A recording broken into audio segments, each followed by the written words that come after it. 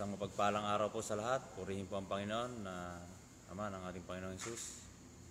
At ngayong umagang ito ay muli po ay salamat sa Panginoon. At ako po ay gagamitin ng Panginoon upang maging daluyan ng kanyang salita. Ano po?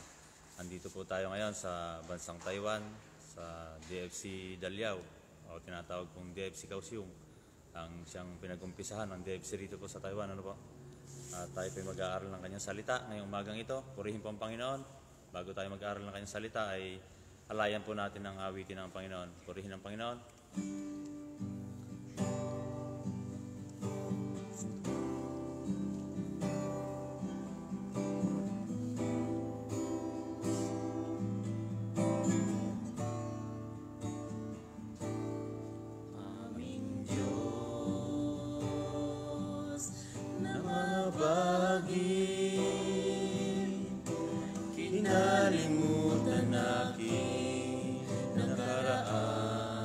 Hallelujah.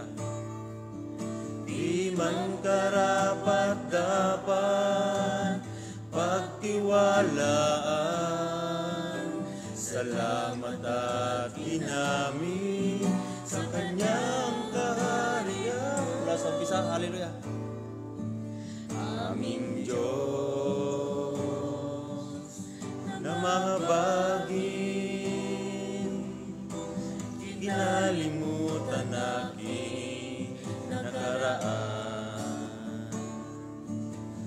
Di man karapat dapat pagtiwalaan, salamat at ginamit sa kanyang kaharian. Walang katulad ang Panginoon, walang papantay sa Kanya. Hallelujah! Wala na akong mahihiling pa, siya ang kasapatan, dulot niya ay ligaya.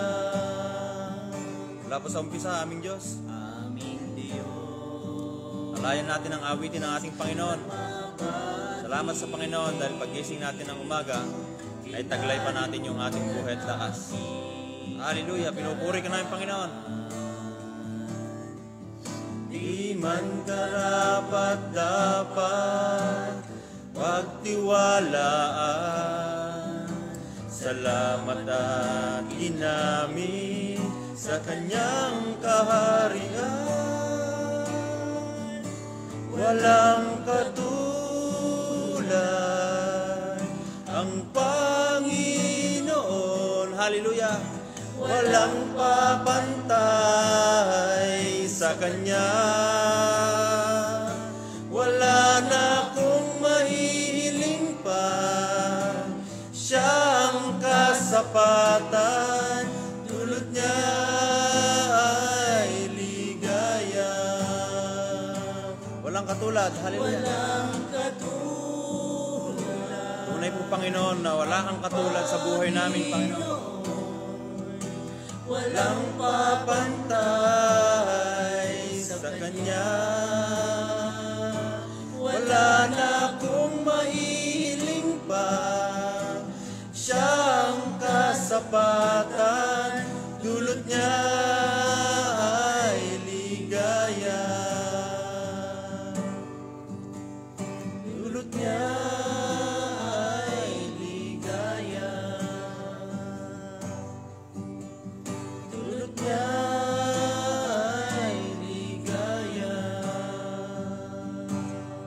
Hallelujah! Purihin ka aming Panginoon. Hallelujah! Pinupuri ka namin, Panginoon. Inasamba namin ang napakabanal mong pangalan. Tunay po, Panginoon, na hindi kami karapat-dapat. Dahil lang po sa iyong biyaya, Panginoon, kaya kami nagagamit. Dahil lang po sa iyong biyaya, kami naging karapat-dapat sa iyong harapan. Hallelujah! Ngayong umagang ito, Panginoon, muli ay mag-aaral kami ng iyong mga salita.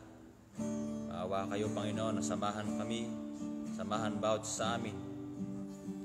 At At ito, Panginoon, yung huling linggo ng taong ito. Sa umagang ito, Panginoon, ay sabay-sabay kami, Panginoon, na magpupuri sa inyo. Humihingi kami ng gabay, humihingi kami, Panginoon, ng pagsama ninyo. At lahat, Panginoon, magpupuri ngayon. Na huwag niyo pong payagan, Panginoon, na hindi kayo, Panginoon, ay mangusap sa mga buhay ng aking mga kapatid. Hallelujah! Purihin po ang napakabanal mong pangalan. Kayo po, Panginoon, ang lumagay sa aming kalagitnaan. Alam naman namin, Panginoon, na pag wala kayo sa aming mga buhay, ay wala po kami magagawa. Lubos po ang pag-asa namin magkakapatid na sa aming pag-aaral na ito, kayo, Panginoon, ang maiangat, kayo po mapapurihan sa pangalan ng aming Panginoong Hesus. Amen. Hallelujah. Salamat sa Panginoon. At muli ay mayroong mga ganitong pagkakataon na makapag-aral po tayo at makapagbahagi ng mga salita. Ano po? At isang katunayan na sa kanyang mga salita ay maraming nabago ang buhay. Isang katunayan sa salita ng Diyos ay marami ang tumibay sa ginagawa nating paglilingkod sa Panginoon. At purihin po ang Panginoon. At ngayon ay buwan ng Disyembre 27 po. At ito po yung huling linggo ng buwan ng Disyembre at taong kasalukuyan na 2020. At tayo po ngayon ay sa usaping Pasko. At kung Pasko ay marami sa atin, bilang isang tao ay naghihintay ng regalo. Amen po ba? Amen. Nandito po kami ngayon sa bansang Taiwan, sa DFC Daliao. Dito po nag-umpisa yung gawain ng Panginoon dito po sa bansang ito. Sa pangunguna po ng ating yumaong pastor na si Pastor Paul. At ito rin po yung isang taong kamatayan ng ating pastor. At sabi nga, yung pag-alala ay minsan nakakadaan ng kalungkutan. Subalit yung pag-alala, minsan ay tumitibay tayo. Dahil nawala ka na doon sa tagpong ikaw ay nasa tagpong kalungkutan. At salamat sa Panginoon, ay lahat tayo narito. Ngayong pagising natin ng umaga ay taglay natin yung buhay at lakas natin. Taglay natin yung higit sa lahat yung karapatan natin bilang tumawag sa Panginoon. Amen po ba? Samahan niyo po ako makipagbukasan sa akin sa Aklat ng 2 Korinto, chapter 9, verse 15.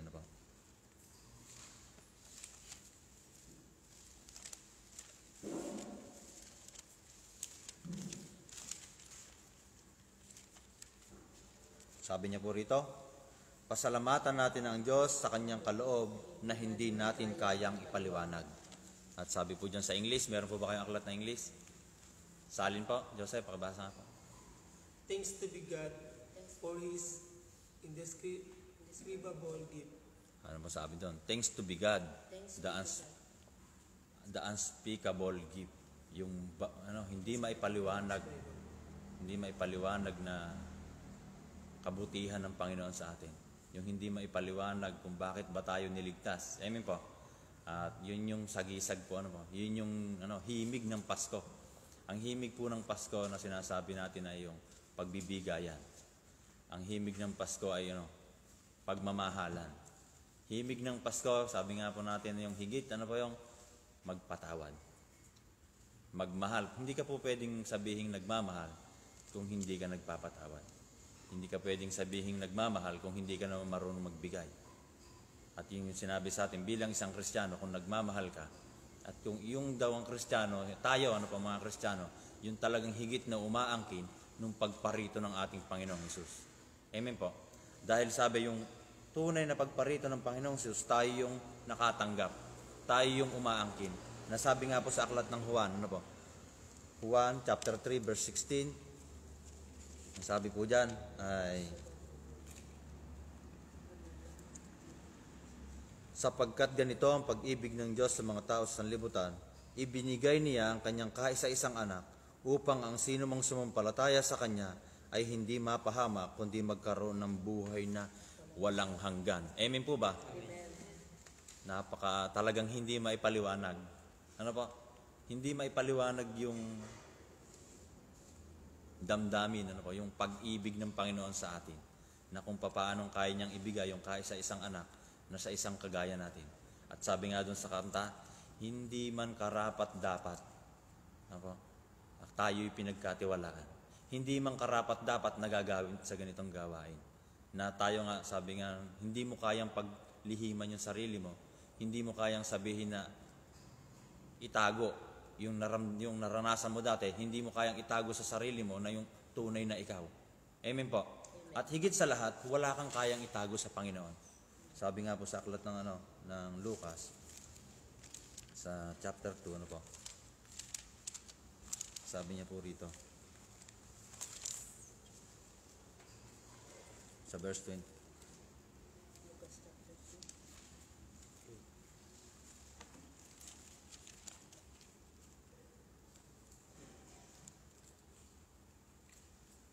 Sa kung po pala, Juan chapter 2, ano po? Verse 25. At hindi na kailangang may magsabi pa sa kanya tungkol sa mga tao dahil alam niya kung ano ang nasa mga puso nila. Sa ano po, sa aklat ng Juan po, sorry po, chapter 2 verse 25. Ang sabi niya ron ay hindi na kailangan na mayroong magsabi sa Panginoon. Bakit? Kilala niya tayo. Kilala niya yung nasa puso. Amen po ba? Bakit? Siya yung may likha sa atin. At kung ano man yung pangangailangan mo, kapatid, kayang-kaya niyang ibigay sa iyo. Amen. At kaya nga sabi, hindi kayang ipaliwanag yung regalong ibibigay sa iyo. Ano ba yung kaya niyang, yung hindi maipaliwanag, yung ibigay yung bugtong na anak. At sabi nga po dun sa ating pinag-aaralan nga kagabi, yung sa aklat ng Isaiah, ano po? Chapter 9, verse 6 po ba yun? Binasa ron. Sabi po ron, yung sa aklat ng Isaiah.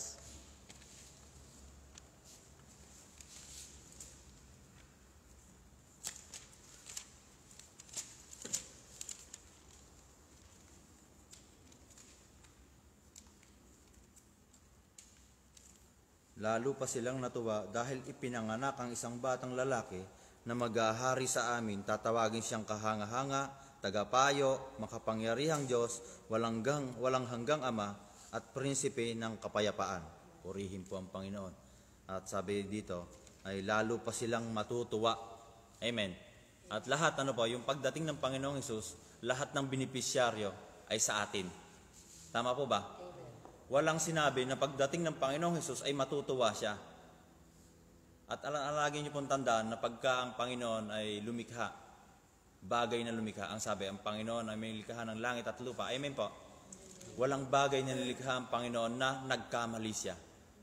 Eh bakit nang humantong yung tao na sa ganong mayroong pagtubos? Humantong yung tao sa ganong pagkakasala. Kasi po binigyan tayo ng Panginoon na pumili ng tama at mali. Kaya ang napili ng tao, alam niyo po ang tao, napili niya ay yung mali. Kaya higit na malaman natin bilang isang tao, kailangan talaga natin ng gabay. At yung sa pinag-uusapan natin ay yung regalo. At yung sabi nga natin, pag natanggap mo yung regalo, beneficiary sa'yo. Tama po ba? Gaya nga nung sinabi natin na pagka ikaw ay tumatanggap ng regalo, ang inaasahan mo maganda. Amen. At wala tiyak na nagregalo na mapangit. Meron po bang nagregalo rito na ikaw yung masisiyahan? Ako yung magbibigay, kailangan masiyahan ako. At ang iniisip mo lagi, halimbawa ako magre-regalo sa mahal ko sa buhay. Ang iniisip ko, yung talagang magalak, yung mahal ko sa buhay. At ang sabi nga po, naalala ko yung sinabi ng pastor, na kung mahal mo yung mga kaibigan mo, una mo silang bahaginan ng salita ng Panginoon. Amen po. At meron pong tagpo rito sa aklat ng kasulatan na yung pagtanggap ng regalo ay meron pong hango rito na ihahalin tulad sa aklat po ng Gawa. Meron po rito na yung Gawa chapter 3. Basahin po natin. Meron po rito ay madalas kasi pagka po tayo tatanggap, pagka madalas meron tayong matatanggap ay pakinabang, material na bagay, o nakakabusog pagkain, masarap. Ito pa, basahin natin. Isang araw, bandang 3:00 ng hapon, pumunta si Pedro at si Juan sa templo. Oras noon ng panalangin. Sa pintuan ng templo na tinatawag na Maganda ay may isang taong lumpo mula nang ipanganak. Araw-araw siyang dinadala roon para humingi ng limos sa mga taong pumasok sa templo. Nang makita niya si Pedro at si Juan na papasok sa templo, humingi siya ng limos. Tiningnan siya ni Pedro at Juan, pagkatapos sinabi ni Pedro sa kanya, tumingin ka sa amin. Tumingin ang lalaki sa kanila na naghihintay na limusan. Pero sinabi ni Pedro sa kanya, wala akong pera. Ngunit may ibibigay ako sa iyo. Sa pangalan ni Jesus na taga Nazaret, lumakad ka. At hinawakan ni Pedro ang kanang kamay nito at itinayo siya. Biglang lumakas ang kanyang mga paa at bukong-bukong. Tumayo siya agad at lumakad. Pagkatapos sumamas kina Pedro at Juan sa templo, palakad-lakad at patalon-talon siyang nagpuri sa Diyos. Amen. Ano po yung sabi? Nung pagpasok nila Pedro, wala akong maibibigay na pera. Pero ano po yung higit? Ano po yung binigay? Yung kagalingan. Regalong kagalingan. Amen. Nasa pamamagitan ba ni Pedro? Hindi. Sa ano? Sa pangalan ng aking Panginoong Hesus. Isang masarap, ano po? Isang masarap na patotoo. Isang masarap na malaman mo na meron kang isang Diyos. Pero kung sabi nga, matatanggap mo yung regalo, yung nasa loob nun, maganda, amen.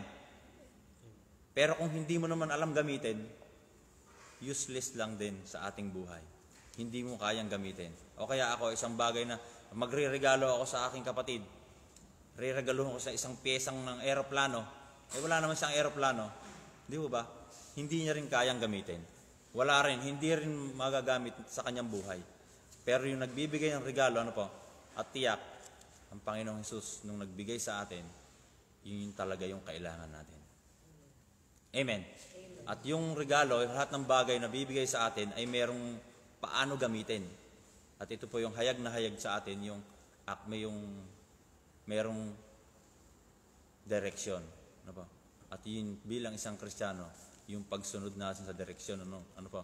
Kaya merong mga nilagay na mga pastor, merong mga nilagay na tagapanguna, merong mga nilagay na mga leader, para tayo ay ituwid, para tayo ay gabayan, para tayo ipanalangin. Kaya napakahalaga sa atin bilang isang Kristiyano ay yung matalimahin, yung matutong sumunod, susunod sa tama. Amen. Bilang isang Kristiyano, alam na natin yan. Bilang isang lingkod ng Panginoon ay alam natin kung paano, Basa pa po tayo ng isang, sa aklat po ng Roma, chapter 8, verse 3.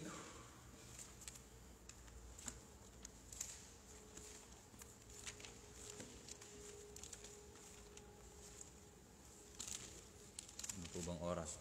So, tinin na. Aklat ng Roma, chapter 8, verse 3. Ito po yung yung regalo. Pinag-uusapan po natin dito ay regalo, yung gift.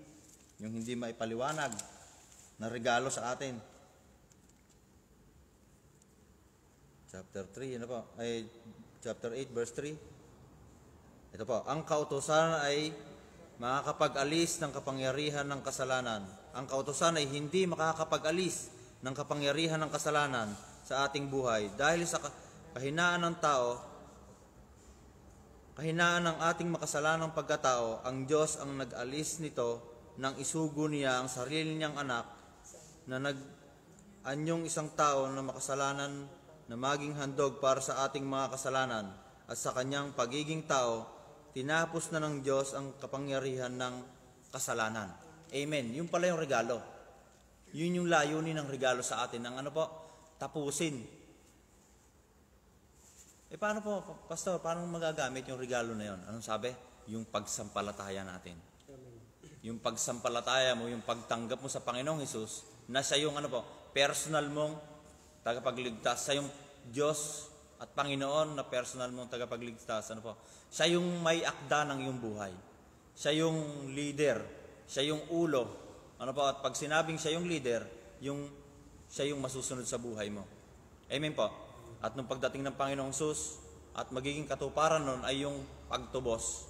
At ang sabi nga, pagbuhay, pag may pagkakasala, tutubusin ng buhay. Kaya ang Panginoon ay anyong tao. Ang sabi po sa aklat ng Juan, chapter 1, verse 14, ang salita ay naging tao. The word become flesh. At sa pagiging yon, naging tao siya. Kasi tao ang tutubusin. Tao, taong walang pagkakasala. Taong walang bahid ng kasalanan. Hindi pwedeng tumubos yung merong pagkakautang. Hindi pwedeng tumubos yung may pagkakasala. Kaya po ang yung walang pagkakasala. Kaya purihin po ang Panginoon, yung hindi maipaliwanag na regalo iyon. At nung siya'y namatay, at muling nabuhay, nawalan na ng bisa yung kasalanan sa atin. Yung tinanggap mong regalo ay ayun na. Yung nagre-rema sa buhay natin. At ang sabi nga, tayo ay templo ng Panginoon. Nasa buhay na natin. Nasa puso. At ang sabi nga, yung sa isang cellphone, yung may tinatawag na SIM. At ang meaning ng SIM ay subscribe, identification module. Yun yung SIM natin, yung puso.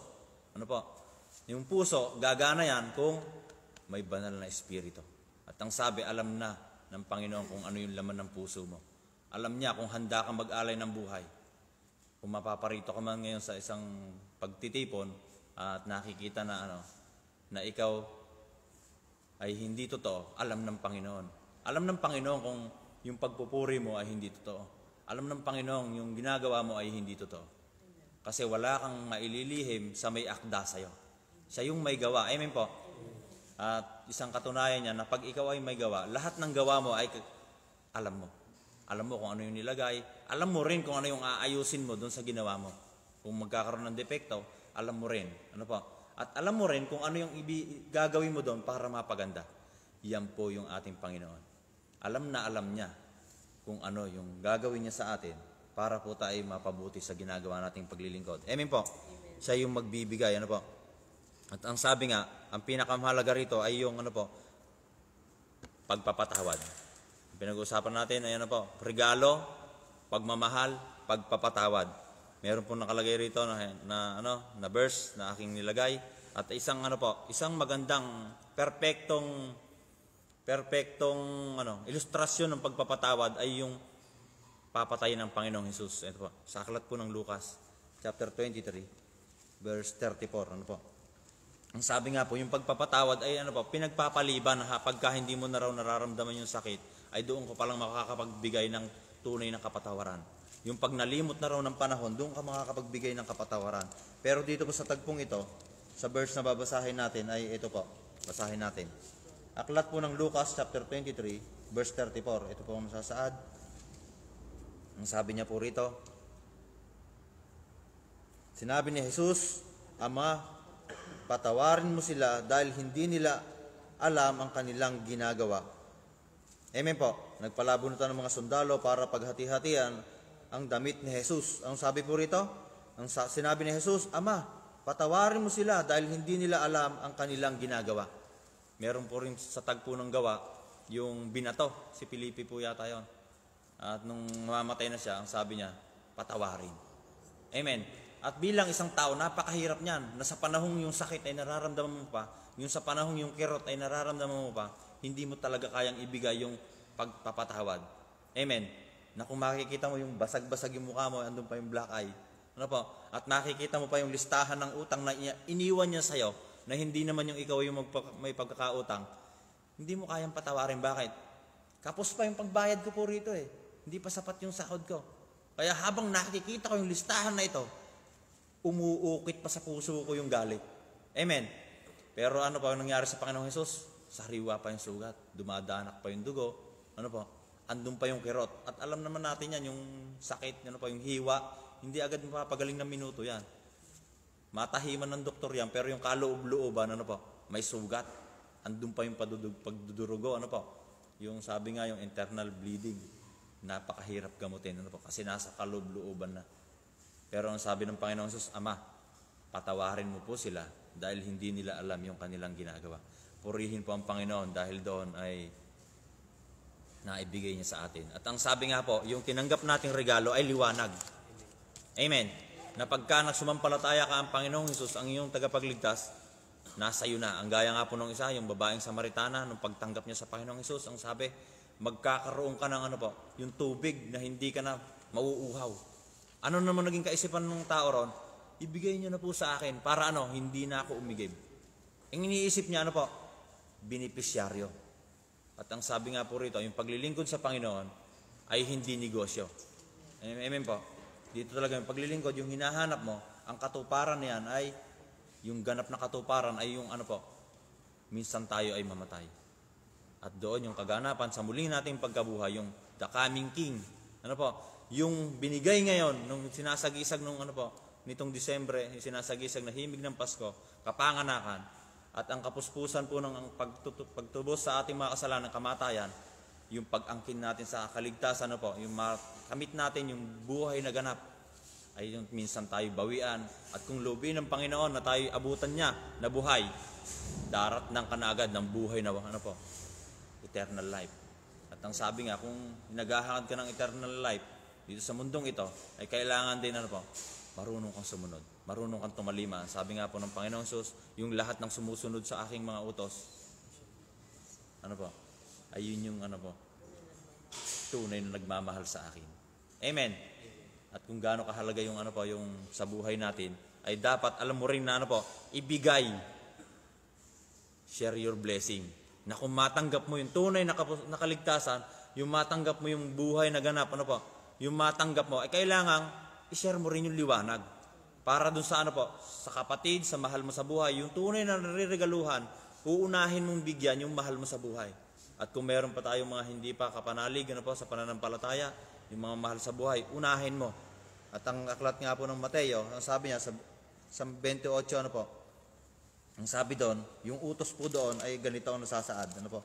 Huling talata po ng ating babasahin sa aklat ng Mateo, verse 19. Ang sabi niya po rito, kaya puntahan ninyo ang mga tao sa lahat ng bansa at gawin ninyo silang tagasunod ko. Bautismuhan nyo sila sa pangalan ng Ama at Anak ng Banal na Espiritu. Turuan nyo silang sumunod sa lahat ng inuutos ko sa inyo at tandaan ninyo, lagi ninyo akong kasama hanggang sa katapusan ng mundo. Purihin po ang Panginoon. Yung ganon kasarap. Ano po yung pagmamahal ng Panginoon sa atin? Hindi masukat. Sabi nga, hindi maarok. Hindi kayang pantayan. Yung pagmamahal ng Panginoon sa bawat sa atin. Ano po? Kaya ang sabi niya, yung likhain yung tao ay lubos siyang nasiyahan. Pero siya rin yung sa isang katotohanan na yung minamahal mo ay yun yung magpapalungkot sa iyo ng labis. Yung iniingatan mong bagay, yun yung magbibigay sa iyo ng kalungkutan. Amen. At tayo mga kapatid, bilang tinanggap natin, ang sabi nga, pag tinanggap mo na yung Panginoong Hesus sa buhay mo, ay ano, ganap ka ng isang taong bago. Ang sabi nga po sa aklat ng Korinto, ano po, chapter 5, verse 17, basahin po natin isang napakahalaga na maunawaan natin bilang isang Kristiyano, na pag ikaw ay Kristiyano na, ito na tayo. Pagka ikaw ay Kristiyano na, ito na tayo. Yung pagtanggap mo sa regalo at nagagamit mo na yung regalo, meron ka ng liwanag sa buhay, meron ka ng pagmamahal, marunong ka ng magbigay, ito ka na. Ang sino mang na kay Kristo ay isa ng bagong nilalang. Wala na ang dati niyang pagkatao, binago na siya. Amen. Wala ka na sa dati mong pamumuhay. At ang hawak na nating patotoo ay hindi na yung dating pamumuhay. Ang patotoo na natin ngayon ay ano na? Pangako. Yung pangako ng Panginoon. Yun na yung patotoo natin. Ano po? Yun yung ibabahagi natin. Yun yung bagong balita. Yun yung mabuting balita, yung kapanganakan. Purihin po ang Panginoon, ano po, sa atin, isang napakasarap bilang sa isang buhay Kristiyano. At meron nga po, dito meron po akong patotoo na muli po ay ginamit yung lingkod na may humingi ng prayer, ano po. At yung pinanalangin natin nakaraan ay 10% na lang para mabuhay. Operahan man ng doktor, ay hindi na rin mabubuhay. Kumbaga, ilalaban na lang natin dahil yun yung kaisipan ng tao. Na hindi mo pwede siyang pabayaan dahil nakakakonsensya kung hindi mo ipa-opera. Pero humingi po ng prayer sa atin at pinalangin ng mga kapastoran. Ano po? Alam niyo po, sa biyaya ng Panginoon, naghimala yung Panginoon. Ngayon po, ang kalagayan niya ay hindi na siya operahan. At yung dugo sa kanyang utak ay nalulusaw. Pero operahan pa rin yung mukha niya kasi basag po yung ito. Durog na durog. At mamaya, loobin ng Panginoon, pag-ayari ko po magsalita, pupuntahan ko po ron sa Tainan. At doon magkikita kami nung mahal niya sa buhay at ipapanalangin. Humihingi ng thanksgiving, prayer. Kaya purihin po ang Panginoon. At sabi nga ng isang pastor, namuhunan na yung Panginoon sa kanya kahit hindi pa siya nakakakilala. Yun yung regalo, na hindi masukat. Sa kabila ng walang-wala na, ang sabi nga po, doon yung napakasarap na pagka yung pangalan na ng Panginoon yung pag-uusapan, hindi niya kayang mapahiya. Hindi kayang itago. Purihin po ang Panginoon. Ano po? Pag ang Panginoon, ilaban natin yan po. Yung sabi nga, sampalatayanan mo na ng doble-doble. Yung sampalatayanan mo ng buo. Dahil pagka ang pangalan na ng Panginoon yung pag-uusapan, hindi niya kayang itanggi yung kanyang, yung pagka-Diyos, yung kanyang kabutihan. Purihin po ang Panginoon. At sa mga buhay natin ay, magtumibay tayo sa ginagawang paglilingkod. At ang sabi nga, yung mananatiling tapat hanggang sa huli ay siyang maliligtas. Siya yung magkakamit ng pangako. Tayo po muling umawit. Hallelujah. Yung inawit natin, yung chorus. Anong sabi po ng chorus natin? Walang katulad. Walang katulad po ang Panginoon sa buhay natin. At isa sa atin ay mapapatunayan yan. Isa sa mga buhay natin ay alam natin yan, isa-isay sa, sa mga tao. Isang patotoo na walang katulad ang Panginoon sa maraming bagay, sa maraming tagpo ng ating buhay. Sige po, kumawit tayo. Hallelujah. Chorus po. Daw tayo manalangin. Yes, Lord. Hallelujah. Purihin ka namin, Panginoon. Pinupuri ka namin. Walang papantay sa Kanya. Wala na kong mahihiling pa. Siyang kasapatan. Opo, Panginoon. Hallelujah.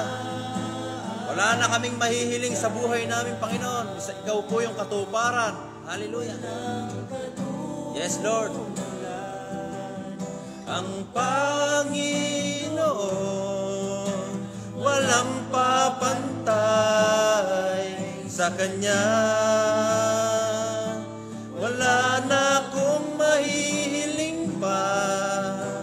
Siyang kasapatan, dulot niya ay ligaya. Hallelujah. Hallelujah. Hallelujah, Jesus. Hallelujah. Praise your holy name. Maraming salamat, Panginoon. Maraming salamat po na sa binigay niyo po, Panginoon, na regalo sa amin na hindi talaga namin kayang ipaliwanag, Panginoon. Hallelujah. Isang katunayan na nagmamahal ka po sa bawat sa amin. Isang katunayan na kami po, Panginoon, ay mga mahal mo. Maawa kayo, Panginoon, sa patuloy na aming pong ginagawang paglalakbay dito sa mundong ito. Kayo yung maging gabay namin. Maawa kayo, Panginoon, pagtiyagaan niyo pa ang bawat sa amin. Hawakan niyo kaming mahigpit, Panginoon. Wala ni isa na sa amin, Panginoon, is sumuko pa sa ginagawa naming takbuhin sa buhay na ito. Alam namin na ang mundong ito ay pasama na ng pasama. Wala na kayong pinangako para ito'y baguhin pa. Subalit ang napakasarap sa mga puso namin ay merong darating para kami kunin dito, Panginoon. Merong darating, merong kaming kaginhawahan, merong kaming tataglayin, Panginoon, na yung kaligayahan na hindi masukat.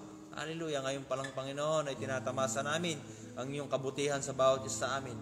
Ang katunayan niyan, sa kabila ng mga rami kaming pinagdaanan sa taong ito.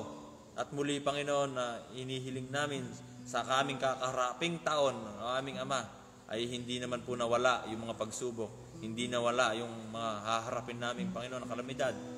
Subalit, Panginoon, ay hindi mawawala rin sa amin yung aming pananampalataya na kayo'y kasama namin habang kami makikibaka sa mundong ito. Hallelujah. Inaangat ko po, Panginoon, yung mga magulang na siyang kauna-unahang makakaramdam ng bigatin ng buhay. Patibayin pa po kanilang mga puso, Panginoon. Patibayin ang kanilang mga pananampalataya sa inyo. At higit sa lahat, Panginoon, ikaw yung una naming lapitan sa panahon na kami po, Panginoon, ay mayroong mga pagsubok na binagdaraanan. Lalapit namin, Panginoon, yung aming mga tagapanguna, ang Pastor Joseph. Ang nalapit namin, Panginoon, tapaguna namin, Pastor Never, kanyang mga anak, Panginoon, Pastor Wewe, Pastor Lem, si Shalib, si Banjel, Panginoon. Kayo po nakakalam, Panginoon, ng kanilang mga ginagawa, yung inaayos nilang papel, Panginoon, basbasan nga po at pagpalain. At muli, Panginoon, ay magsama-sama kami sa bansang ito sa ginagawa namin paglilingkod. Hallelujah! Lalapit po namin lahat ng gawain ngayong umagang ito. Kayo po, Panginoon, ang maitaas. Kayo po, Panginoon, ang maisunod. Sa aming mga buhay na ito, Panginoon, kayo yung nag-iisa namin Diyos. Pinupuri ka namin, Panginoon. Niluluwalhati ang napakabanal mong pangalan. Ikaw yung nagbigay ng kaligtasan. Ikaw rin po, Panginoon, nagbigay sa amin ng kagalingan. Sa lahat po, Panginoon, ng aming mga karamdaman. Lubos po, Panginoon, ang aming ginagawang paglilingkod sa inyo. Inalapit po namin ang lahat sa pangalan ng aming Panginoong Hesus. Amen. Purihin po ang Panginoon. isang mapagpalang araw po sa lahat at sama-sama po tayo ay magpupuri sa Panginoon. Ito po ang aking mga kasama. Yan po. Dito po kami ngayon sa DFC Dalyao at kami po ay may gagawing Julius. Purihin po ang Panginoon, sa Diyos po ang papuri.